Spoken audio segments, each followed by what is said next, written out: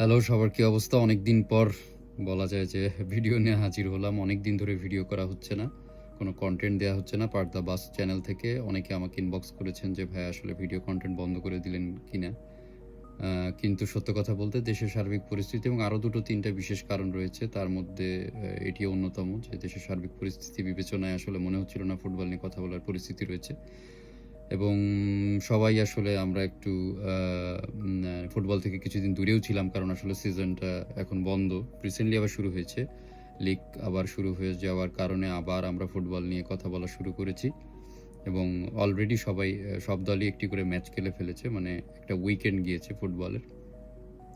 এবং একটা বড় সময় আমরা ট্রান্সফার মার্কেটের খোঁজ খবর রেখেছি সবাই এবং অনেকে আমাকে বলেছেন যে কি প্লেয়ার সাইনিং নিয়ে কথা বলতে বা ট্রান্সফার মার্কেট ইস্যুগুলো নিয়ে যদি আমরা কনটেন্ট বানাই তাহলে অনেকের জন্য ভালো লাগবে। কিন্তু আসলে আমার ফোকাস সবসময় প্রধানতম উদ্দেশ্য ছিল পাক দা বাস চ্যানেলের যে আমাদের বাংলাদেশ জাতীয় ফুটবলকে নিয়েই আসলে কথাবার্তা বলা এবং আমাদের দল এবং আমাদের প্লেয়ারগুলোকে নিয়ে সবসময় একটা অ্যানালিটিক্যাল অ্যাপ্রোচ বা আসলে সামনে কি হতে পারে, সামনের ম্যাচগুলোতে কি হবে, ম্যাচের পূর্ববর্তী এবং পরবর্তী সময়ের আলোচনাগুলো নিয়েই কনটেন্ট যে কটা আমরা বানিয়েছি সেগুলোই ছিল। এবং এখনো ফোকাস আসলে বাংলাদেশ ফুটবলের উপরেই থাকবে যেহেতু জাতিগত ফুটবল কিন্তু সবার আগে। এটা আসলে আমাদের মাথায় রাখতে হবে। এরপরও মাঝে, মাঝে আমরা স্ট্যাটিক পোস্ট এবং কিছু মুভিং পোস্টের মধ্যে আমরা শেয়ার করার চেষ্টা করেছি যে আন্তর্জাতিক ফুটবলে কি চলছে এবং কি হতে যাচ্ছে এবং আবার যেহেতু একটা সিজন শুরু হয়েছে, আবার আমরা কনটেন্ট বানানো শুরু করব আশা করছি এবং সবাইকে ধন্যবাদ। একটা পজিটিভ রেসপন্স সবার কাছ থেকে আমরা এখন পাচ্ছি। ফুটবল বিষয়ক বিভিন্ন জিনিস সবাই আমাদের কাছে জানতে চাচ্ছে এবং আমাদের পোস্টগুলোতে এনগেজমেন্ট আস্তে, আস্তে বাড়ছে। তার জন্য সবাইকে আসলে সাধুবাদ জানাই এবং শুভেচ্ছা জানাচ্ছি। আজকে আসলে যে বিষয়টা আমি অনেকদিন ধরেই পরিকল্পনা করছিলাম যে, যেহেতু স্ক্যালোনি একটা ৩০ সদস্যের দল ঘোষণা করেছে আর্জেন্টিনার, সেটা নিয়ে একটু আলোচনা করতে চাই ইন ব্রিফ। এবং ৩০ সদস্যের দল, এটা থেকে সামনে আন্তর্জাতিক ক্যালেন্ডার হিসাবে সামনে ২ টো ম্যাচ রয়েছে কোয়ালিফাইং এর এবং আর্জেন্টিনা অলরেডি কোয়ালিফাই করে গেছে ২০২৬ বিশ্বকাপের এবং এই বছরটা ২০২৫ এর এই সময়টুকু এবং ২০২৬ এর বিশ্বকাপের আগের সময়টুকুইতেই আসলে বোঝা যাবে যে কোন দলটা নিয়ে আসলে স্ক্যালোনি আর্জেন্টিনাকে নিয়ে বিশ্বকাপে যেতে যাচ্ছেন। এবং বলা যেতে পারে যে মোটামুটি ২০২২ বিশ্বকাপের অনেক প্লেয়ারকে আমরা এই তালিকাতে দেখেছি এবং 60-70% প্লেয়ারই আসলে ২০২২ বিশ্বকাপ জয়ী দল থেকে এখনকার অন্তর্ভুক্তি রয়েছেন। এবং স্ক্যালোনিও যেহেতু খুব বেশি স্ট্র্যাটেজিক্যাল পরিবর্তন তার যে মানে প্রত্যেকটা কোচের একটা ইন্ডিভিজুয়াল স্টাইল থাকে সেখান থেকে মনে হয় না খুব বেশি বেরিয়েও এবার দলটাকে খেলাবেন। যদিও এবার ৪৮ দলের বিশ্বকাপ থাকার কারণে প্রতিযোগিতাও আমরা একটু অন্যভাবে এবার আসলে উপভোগ করব। কিন্তু তারপরও আমার যেটা মনে হচ্ছে ৩০ সদস্যের দল এটাই পরবর্তীতে ২০২৬ এসেও কিন্তু খুব বেশি পরিবর্তন আমরা দেখব না। তো সেখান থেকে আমরা যদি চলে যাই যে বর্তমান লিস্টে আসলে স্ক্যালোনি কাদেরকে রেখেছেন সামনের ২ টো ম্যাচকে ঘিরে। আমরা আসলে গোলকিপারে দেখছি এমিলিয়ানো মার্টিনেজকে দেখছি, ওয়াল্টার বেনিটেজ এবং গেরোনিমো রুলি। খুব বেশি পরিবর্তন গোলকিপার পজিশনে নেই এবং আমার মনে হয় না যে ২০২৬ বিশ্বকাপে আমরা যতটুকু ধারণা করতে পারি আমরা অ্যাস্টন ভিলার এমিলিয়ানোকেই দেখব। এরপরে আমরা যদি সেন্টার ব্যাক পজিশনে চলে যাই তাহলে আমরা অনেকগুলা পরিচিত নাম দেখছি এবং পূর্বের অনেকগুলো নামই এবং অভিজ্ঞতার মিশেলে নিকোলাস ওটামেন্ডিকে দেখছি, নাহুয়েল মলিনাকে দেখছি, গঞ্জালো মন্টিয়েল, ট্রাইবেকার উইনিং সেই মন্টিয়েলকে দেখছি, ক্রিশ্চিয়ান রমেরোকে দেখছি, টটেনহাম হটস্পারের ক্যাপ্টেন, লিওনার্দো বালের্দি দেখছি নতুন সংযোজন মার্সেই থেকে, জুয়ান ফয়েত এই নামটি আগেও অনেকবার আমরা দেখেছি দলে কিন্তু তাকে আসলে সেভাবে জ্বলে উঠতে দেখিনি। জুয়ান ফয়েতকে দেখছি ভিলারিয়ালের, নিকোলাস তাগলিয়াফিকো সেই পুরানো সৈনিক লিওর এবং মার্কোস অ্যাকুনা রিভার প্লেটে তিনি চলে গেছেন সেভিয়া থেকে রিসেন্টলি এবং সেখানে ভালো পারফর্ম করছেন বলে আবার তাকে নিয়ে আসা হয়েছে। নতুন নামের মধ্যে জুলিও সোলেরকে দেখছি, রিসেন্টলি লেন্স থেকে মার্সেইতে যাওয়া ফাকুন্দো মেদিনাকে দেখছি, আমাদের লিভারপুলের ১০ নম্বর জার্সিধারী বর্তমানে one of the best midfielder Alexis ম্যাকলিস্টারকে দেখছি। এরপরে বায়ার্ন লেভারকুজেনের আমাদের আরেক সৈনিক এজিকুয়েল প্যালাসিও, যদিও তিনি দলে আসলে পূর্ণাঙ্গ খেলতে পারেন না মেধা থাকা সত্ত্বেও। এরপরে আমরা নতুন আরেকটা সংযোজন দেখছি আলান ভারেলা। এগুলোকে আসলে নতুন নতুন সংযোজন বলার পেছনে আমার কারণ হচ্ছে এরা আসলে ২০২২ বিশ্বকাপের টিমে ছিল না। ইভেন এমনকি ২০২৪ এর যে কোপা আমেরিকা চ্যাম্পিয়নশিপ সেখানেও কিন্তু আমরা সবাইকে এখানে দেখি নাই, যারা পরবর্তীতে এখানে ইনক্লুডেড হয়েছেন। এরপরে লিওনার্দো পারেদেস সেই পুরাতন সে যোদ্ধা আমাদের, এখন তিনি বোকা জুনিয়র্স চলে গেছেন রোমা থেকে। এরপরে আমরা দেখছি যে আমার খুবই পছন্দের একজন প্লেয়ার, বর্তমানে তিনি অ্যাটলেটিকো মাদ্রিদে জয়েন করেছেন, থিয়াগো আলমাদা। 11 নম্বর জার্সিধারী অ্যাটলেটিকো মাদ্রিদে খেলছেন এবং লাস্ট অনেকগুলো আন্তর্জাতিক ম্যাচে আলমাদাকে আমরা কিন্তু নতুনভাবে আবিষ্কার করেছি। এরপরে আমরা নিকোলাস পাজকে দেখছি, আমার আরেকজন খুব ফেভারিট মিডফিল্ডার, কোমোতে খেলছেন তিনি, অনেক দায়িত্বপূর্ণ একটা পজিশনে এখন নিকোলাস পাজ এখন কোমোতে খেলছেন। এরপরে রড্রিগো ডি পল, ইন্টার মিয়ামির, আমরা তার নামটা তো অবশ্যই দেখব, তিনি বর্তমানে ইন্টার মিয়ামি থেকে যেই ট্রান্সফার নিয়ে অনেক ধরনের কথাবার্তা আমরা আসলে বলেছি পার্কদাবাস থেকেও। এবং পরবর্তীতে জিওভানি লো সেলসো, আমার খুবই খুবই ফেভারিট একজন, মানে বলা যায় যে প্রবীণ প্লেয়ার, কারণ এখন আসলে যেই ব্যাচটা উঠে এসেছে তারা সবাই হচ্ছে 21-22, সেখানে যারা 27 বা 30 এজের কাছাকাছি রয়েছেন তাদেরকে প্রবীণ বলা যেতে পারে আর্জেন্টিনার এই বেসিসে। জিওভানি লো সেলসো রয়েছেন এবং আমার বলা যায় কি এখন তরুণ উদীয়মান প্লেয়ারদের মধ্যে দুটো নাম খুব ভাসছে, সেই দুটো নামকে দেখে খুব ভালো লাগছে। সেটা হচ্ছে ক্লদিও এচেভেরি, যিনি এই সিজনে ম্যানচেস্টার সিটিতে এসেছেন রিভার প্লেট থেকে, এবং আরেকজন ফ্র্যাঙ্কো মাস্তান্তুনো রিয়াল মাদ্রিদের, তাকেও আমরা দেখতে পাচ্ছি। এরপরে Valentin Carboni, recently inter Milan থেকে জেনোয়াতে এসেছেন লোনে, এবং এরপরে গুইলিয়ানো সিমিওনিকে দেখছি, অ্যাটলেটিকো মাদ্রিদের উইঙ্গার। এরপরে আনহেল কোরিয়া, তিনি মেক্সিকোতে গিয়েছেন, টিগ্রেস ডি লুনাতে খেলছেন এবং কদিন আগে তিনি মিয়ামির সাথে একটা ম্যাচে গোল করেছেন। এরপরে আমরা দেখছি হুলিয়ান আলভারেস, এবং বর্তমান সময়ে মানে যাকে বার্সাও টার্গেট করেছেন সামার সিজনে ইনক্লুড করবেন বলে একটা কথা শোনা যাচ্ছে, সেই মানে লা লিগার একদম ট্রাশ হুলিয়ান আলভারেসকে দেখছি। এরপরে Nicolas Gonzalez, Juventus. Lionel Andres Messi, তিনি তো থাকবেনই, তার 2026 বিশ্বকাপ খেলা নিয়ে আসলে অনেক ধরনের এখন যজ্ঞ চলছে, অনেক ধরনের আলোচনা চলছে যে তিনি আসলে মানে কি লাস্ট ম্যাচটা খেলে যাচ্ছেন নাকি এবছরই আর্জেন্টাইন মনুমেন্টালে। এটাই হতে যাচ্ছে লিওনেল মেসির শেষ বিশ্বকাপ, এবং অলরেডি তিনি একটি বিশ্বকাপ জয়ী ক্যাপ্টেন হিসেবে এবার বিশ্বকাপ খেলতে যাচ্ছেন এবং আমেরিকাতে খেলতে যাচ্ছেন, তিনি ইন্টার মিয়ামিতে খেলেন এবং অবশ্যই একটা প্রভাব এবার আমরা দেখব বিশ্বকাপে মেসির। এরপরে লাউতারো মার্টিনেস, আমাদের এল তোরো, ইন্টার মিলানের ক্যাপ্টেন, তাকে আমরা দেখতে পাচ্ছি। এবং নতুন একটি মানে সংযোজন, অদ্ভুত একটি সংযোজন যেটা তেমন একটা এক্সপেক্টেড ছিল না, Jose Manuel Lopez from Palmeiras, Brazilian league থেকে উঠে আসা। ক্লাব বিশ্বকাপে আমরা এবার তাকে খেলতে দেখেছি, খুব চৌকস একজন স্ট্রাইকারকে স্ক্যালোনি রেখেছেন। তারপর মোটামুটি একটা ভিজুয়াল পারসেপশন আমরা দেখলাম। তাহলে ইয়াং ক্যাটাগরিতে আমরা যেগুলো দেখছি সেটা যদি আমরা দেখে আসি, যে Leonardo Balerdi, Julio Soler, Alan Varela, Franco Mastantuono, Claudio Echeverri এবং Nicolas Paz, Thiago Almada, Jose Manuel Lopez, এই যে নামগুলো বললাম, এই নামগুলো নিয়ে প্রথমে আলোচনা শুরু করতে চাই। এই নামগুলো কিন্তু 2022 বিশ্বকাপে থিয়াগো আলমাদা ছিলেন, কিন্তু এছাড়া কিন্তু নতুন যে নামগুলো বললাম এরা কিন্তু 2022 বিশ্বকাপের দলে অন্তর্ভুক্ত ছিলেন না। এরা নতুন নাম, নতুন মুখ, এবং এরা আসলে স্ক্যালোনির নতুন তুরুপের তার সবার মতো পজিশনে কেউ কেউ আছেন, আবার কেউ কেউ হচ্ছে দলে থিত নাও হতে পারেন। তাদের পারফরমেন্সের বেসিসে পরবর্তীতে তাদেরকে নিয়ে হবে নাকি সেটা আগে থেকে বলা যাচ্ছে না, আগাম কোনো ডিসিশন এখনও বলা যাচ্ছে না। কিন্তু সামনে অনেকগুলো ম্যাচ আর্জেন্টিনা প্রবাবলি খেলবে, সেটা হতে পারে ফ্রেন্ডলি খেলবে, ফিনালিসিমা রয়েছে স্পেনের সাথে, খুব আকাঙ্ক্ষিত ম্যাচ ফুটবল প্রেমীদের জন্য। এবং সব কিছু মিলিয়ে এ দলটি ফাইনাল বলছি না, কিন্তু যে কটি নাম আসলে বললাম সে কটি নাম থেকে আমার যেটা মনে হচ্ছে এখান থেকে প্রায় 4-5 জন ফাইনাল 2026 স্কোয়াডে ইনক্লুডেড হবেন, এবং সময়ের জন্যই, সময়ের প্রয়োজনে আসলে এদের ইনক্লুশন প্রয়োজন রয়েছে। সেটা কেন বলছি, কারণ স্ক্যালোনি 2022-এ যেটা করেছিলেন, যে তার যে প্রথম দিকের যে স্কোয়াড ছিল, রড্রিগো ডি পল মিডফিল্ডে বা লিয়ান্ডো প্যারেদেস, এবং ওই 2022-এর একদম আগে যখন লো সেলসো ইনজুরিতে পড়লেন, তারপরে কিন্তু মিডফিল্ডটাকে তিনি প্রথম ম্যাচে সৌদি আরবের সাথে কিন্তু গুছিয়ে উঠতে পেরেছিলেন না। এরপরে কিন্তু যখন এনজো ফার্নান্দেজ এবং ম্যাকঅ্যালিস্টার এরা এসে একদম নতুন, একদম তখন 20-21 বছরের হুলিয়ান আলভারেজ এরা আসার পরে, নতুন এই তারুণ্য কিন্তু আর্জেন্টিনাতে আসার পরে কিন্তু আমরা দেখলাম যে কি খেলার স্টাইলটাও কিন্তু পরিবর্তিত হলো পুরা বিশ্বকাপের মধ্যেই। তো এরকম আসলে সব দলের ক্ষেত্রে এটা হয়ও না, এবং এইভাবে করে কিন্তু সাফল্য অর্জন করাও কিন্তু রিস্কি একটা জায়গা।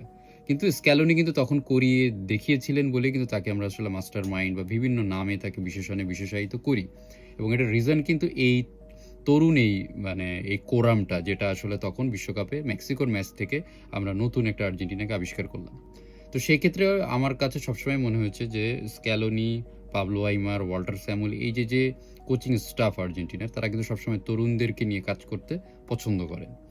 এবং খেয়াল করলে দেখবেন যে অলরেডি কিন্তু থিয়াগো আলমাদা অনেকগুলো ম্যাচে কিন্তু খেলে ফেলেছেন এবং খুব সুন্দর পারফর্ম করেছে এবং ম্যাচ উইনিং পারফরমেন্স কিন্তু আমরা থিয়াগো আলমাদার কাছ থেকে পেয়েছি।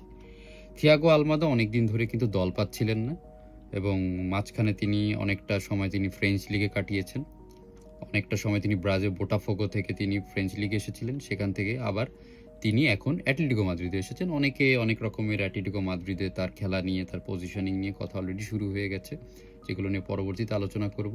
কিন্তু যেহেতু লিগে তিনি কেবল একটি ম্যাচ খেলেছেন এবং মোটামুটি বলা যায় যে তিনি ভালো খেলেছেন, সেখানে বলা যায় অ্যাটলেটিকো মাদ্রিদ যেহেতু প্রথম সারির লা লিগার দল, প্রথম 1 থেকে 5-এর মধ্যে তারা যেহেতু সবসময় অবস্থান করে, সেরকম একটা দলে থিয়াগো আলমাদার খেলতে পারাটাও, লা লিগার মতো একটি জায়গায় খেলতে পারাটা একটা বড় ব্যাপার এবং আর্জেন্টিনার জন্য যেটা আসলে আমার মনে হচ্ছে যে সহায়ক।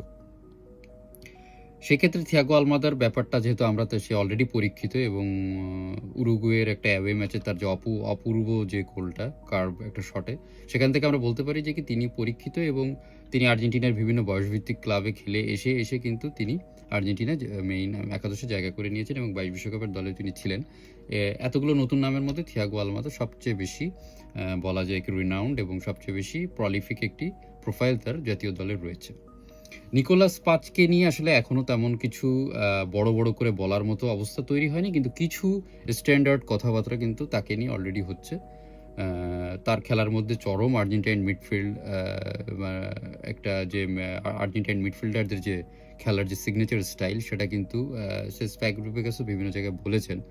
এবং কোমোতে কিন্তু একদম সেন্টার মিডফিল্ডে তিনি খেলে থাকেন এবং মেইন অ্যাটাকিং মিডফিল্ড পজিশনে খেলে কিন্তু তিনি কোমোর যে খেলার স্টাইলটার যে এখন একটা পরিবর্তন হয়েছে ফ্যাব্রিগাস কোচ হয়ে আসার পরে, সেটাতে কিন্তু তার নিকোলাস পাচ কিন্তু তার একদম মেইন ইঞ্জিন বা মেইন ক্রিয়েটিভ সার্কিট হিসেবে ধরা হচ্ছে নিকোলাস পাচকে।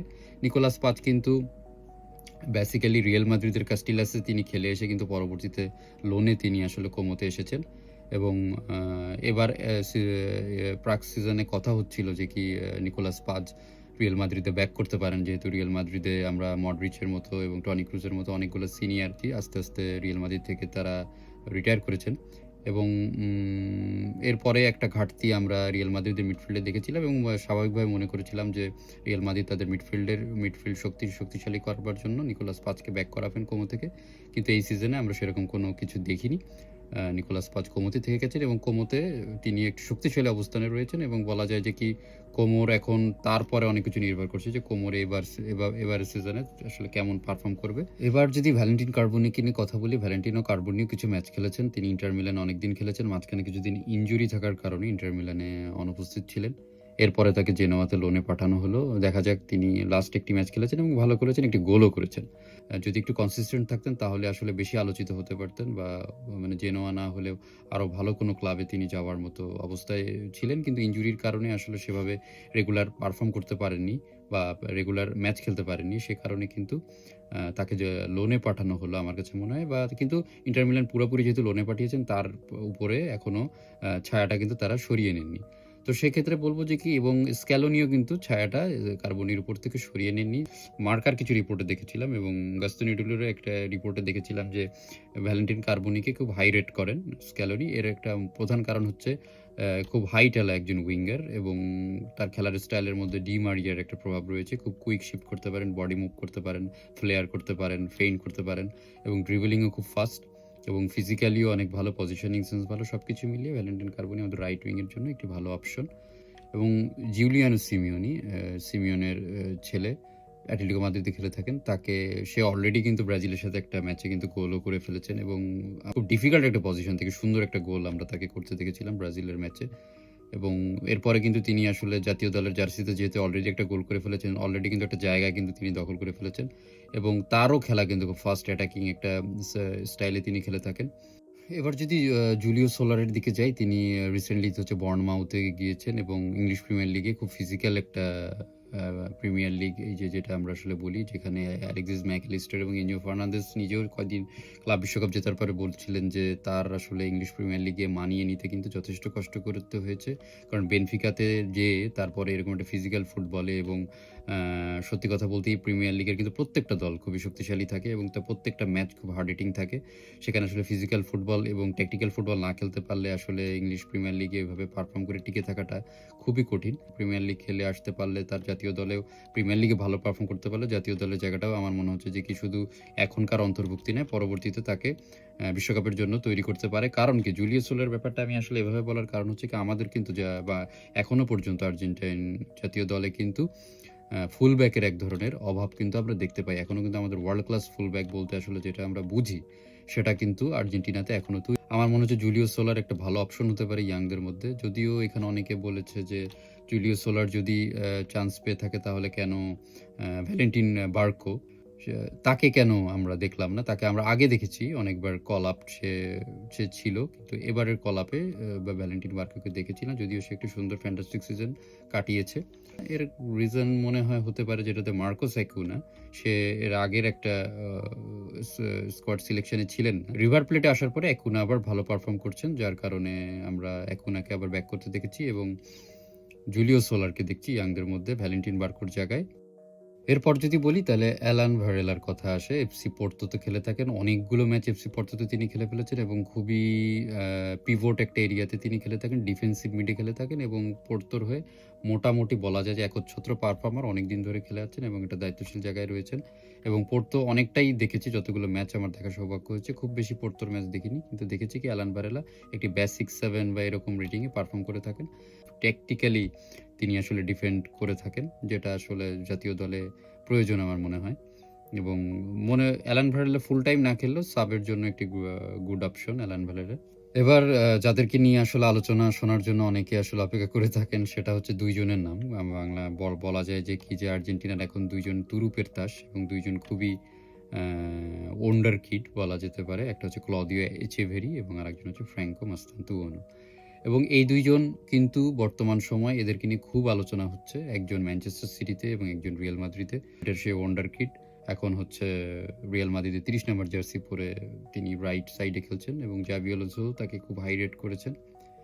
এবং এবার লোনে ক্লদিও এচিভেরিয়া আবার বায়ার লেভারকুজেনে জয়েন করেছেন, জার্মান বুন্দেসলিগাতে তিনি খেলবেন, যেটা আমার কাছে একটা ভালো সিদ্ধান্ত মনে হয়েছে যে ম্যান সিটিতে আসলে এত প্লেয়ার এবং এত পরীক্ষিত প্লেয়ারদের মধ্যে নতুন হিসেবে তার আসলে প্রতিটা ম্যাচ খেলা বা প্রতিটা ম্যাচে ইভেন সাবেও খেলাটাও একটা ধরনের অনিশ্চয়তা ছিল। সেখান থেকে আমার মনে হয় যে তিনি গেম টাইম পাবেন লেভারকুজেনে, এবং লেভারকুজেনে টেন হ্যাগ গিয়েছেন এবং টেন হ্যাগও কিন্তু ইয়াংদেরকে খেলাতে পছন্দ করেন। এবং ক্লদিও এবং ফ্র্যাঙ্কো এই দুজনের ব্যাপারে যেটা বলবো যে ক্লদিও এবং ফ্র্যাঙ্কো একজন সি এবং এফ, বলা যায় সিএফ, সেন্টার ফরওয়ার্ড, এবং দুইজনেরই কিন্তু সেন্টার ফরওয়ার্ড এবং উইংয়ে খেলার এক ধরনের এক্সপিরিয়েন্স রয়েছে। দুইজনই রিভার প্লেট একাডেমি থেকে উঠে এসেছে এবং দুইজনের খেলার মধ্যে একটা সূক্ষ্ম একটা মিল রয়েছে যে দুইজনই কিন্তু আর্জেন্টাইন যে playing style, tango playing style এবং সফট টাচ এবং স্লো টাচে খেলে, আবার মনে করেন যে এক্সেলারেশনের পরিবর্তন ঘটিয়ে যে খেলার ব্যাপারটা, এটা আর্জেন্টাইন ফুটবলে দেখা যায় বা ব্রাজিলিয়ান ফুটবলে, ল্যাটিন আমেরিকাতে যেটা দেখা যায় সেটা দুইজনের খেলার মধ্যেই একদম খুব স্পষ্টভাবে আছে, যেটা আমরা আসলে ম্যাচগুলো দেখলে এখন দেখতে পারবো। অনেকেই আছে যারা আসলে রিভার প্লেটের ম্যাচ আমরা দেখি না, তারা কিন্তু আসলে তাদের খেলাটা পুরোপুরি মাত্রায় কিন্তু আসলে এখন উপভোগ করতে পারেনি, কিন্তু এখন যেহেতু তারা ইউরোপিয়ান লিগে চলে এসেছে এবং তাদের ম্যাচ আমরা প্রায় দেখবো এবং তাদেরকে আমরা সেভাবে রেট করতে পারবো। এরপর আরেকটা যেটা নাম, যেটা খুবই সবাই অবাক করে দেওয়ার মতো এবার একটা মানে ইনক্লুশন ছিল আর্জেন্টাইন স্কোয়াডে, সেটা হচ্ছে হোসে ম্যানুয়েল লোপেজ। একে নিয়ে অনেকে কথা বলছেন, টুকটাক আলোচনা দেখছি সোশ্যাল মিডিয়াতে, এবং সবচেয়ে বড় যে ব্যাপারটা, ক্লাব ওয়ার্ল্ড কাপে তার কিছু ম্যাচ দেখা হয়েছে, কিছু ম্যাচে তিনি দুর্দান্ত পারফর্ম করেছেন। একটা ম্যাচে মনে হয় প্রবাবলি তিনি গোলও করেছেন যদি ভুল না করে থাকি। কিন্তু তাকে নেওয়ার পেছনের কারণটা আমার যেটা মনে হচ্ছে স্ক্যালোনি যে খুবই দৈহিকভাবে একটু উচ্চতা সম্পন্ন প্লেয়ার এবং হেডিংয়ে এবং এয়ারে তিনি খুবই কার্যকরী একজন স্ট্রাইকার। এবং আমার কাছে মনে হয়েছে যে পালমিরেস এবং ব্রাজিলিয়ান যেহেতু লিগ এখন খুবই ভালো করছে সব ক্লাবগুলো, এবং আমরা ক্লাব ওয়ার্ল্ড কাপে দেখলাম যে ব্রাজিলিয়ান ক্লাবগুলো ভালো করেছে, সেক্ষেত্রে আমার মনে হয় ব্রাজিলিয়ান ক্লাবের একটি প্লেয়ারকে এবং অ্যাটাকিং মাইন্ডেড প্লেয়ার একটাকে রাখাটা একটা আমার কাছে মনে হয় একটি ভালো একটি সিদ্ধান্ত ছিল স্ক্যালোনির পক্ষে। কারণ আমরা শুধু যে ইউরোপ থেকে প্লেয়ার নিব এবং অন্যান্য ক্লাবগুলোকে আমরা কোনোভাবে হাইলাইট করব না, সেটা আমার কাছে মনে হয় না। একটা জাতীয় দলের কোচকে আসলে সবকিছু পর্যালোচনা করে, বিশ্লেষণ করে কিন্তু দলটাকে সেট করতে হয় এবং নতুন করে যে প্লেয়ারটার কথা আমি মিস করে গিয়েছি, লিওনার্দো ভালের্দি, ইয়াং, অলরেডি কিছু ম্যাচ তিনি খেলেছেন। কিন্তু তাকেও আমরা ইয়াং এর তালিকাতেই রাখছি। আমার মনে হয় মানে লিওনার্দো ভালের্দি তিনি আসলে যেহেতু মার্সেইর আসলে ক্যাপ্টেনের আর্মব্যান্ডও পড়েছেন, সেই দায়িত্বশীলতার জায়গাটা, সেন্টার ব্যাকে যে দায়িত্বশীলতা আসলে কোচরা আশা করে থাকেন, সেখানে যেহেতু তিনি মার্সেইতে এতদিন ধরে খেলেছেন এবং ভেরি কনজিকিউটিভলি তিনি একটা রেগুলার পারফরম্যান্স দিয়ে আসছেন এবং আমার মনে হয় যে তিনি 2026 বিশ্বকাপের টিমে থাকবেন। সেন্টার ব্যাকে আমাদের অপশন প্রয়োজন রয়েছে। তো এ পর্যায়ে আসলে নতুন যে প্লেয়ারগুলো ইনক্লুডেড হয়েছে স্কোয়াডে, তাদেরকে নিয়ে আজকে আলোচনা করলাম এবং একদম নতুন তরুণ যে তুর্কিগুলো আমরা চিন্তা করছি যে, বা আর্জেন্টিনার জাতীয় দলের নতুন শক্তি এবং এই কাঠামোতে নতুন শক্তি হিসেবে অ্যাড হতে পারবে, তাদেরকে নিয়ে আজকে একটা মোটামুটি বিশদ না, তারপরে ছোট করে আলোচনা করতে পারলাম। যদিও অনেকগুলা প্লেয়ার, এর জন্য সময় লেগে যায় আসলে পুরোটা করতে। এবং আমি ভেবেছি বিশ্বকাপের আগে আলাদা আলাদা করে কিছু প্লেয়ার প্রোফাইল অ্যানালাইসিস করবে এবং সেগুলো নিয়ে একটা বিস্তর আলোচনা করবে এবং যেই সিজনটা প্রতিটা প্লেয়ার খেলছে তাদের পরে সিজন অ্যানালাইসিস করার এক ধরনের পরিকল্পনা রয়েছে। তো আজ এই পর্যন্তই, পরে আরও নতুন কোনো ভিডিও নিয়ে আসলে আপনাদের সামনে হাজির হব। কিন্তু আপনাদের যদি কোনো আইডিয়া থাকে যে আসলে নতুন কিভাবে আসলে ভিডিও করলে জিনিসটা আসলে আপনাদের আরও বোধগম্য হয় বা জিনিসটা আরও কার্যকরী হয়, সেরকম আলোচনা আমরা অবশ্যই করবো। আপনাদের এঙ্গেজমেন্ট আশা করবো সব ভিডিওতে এবং পরে আবার দেখা হবে।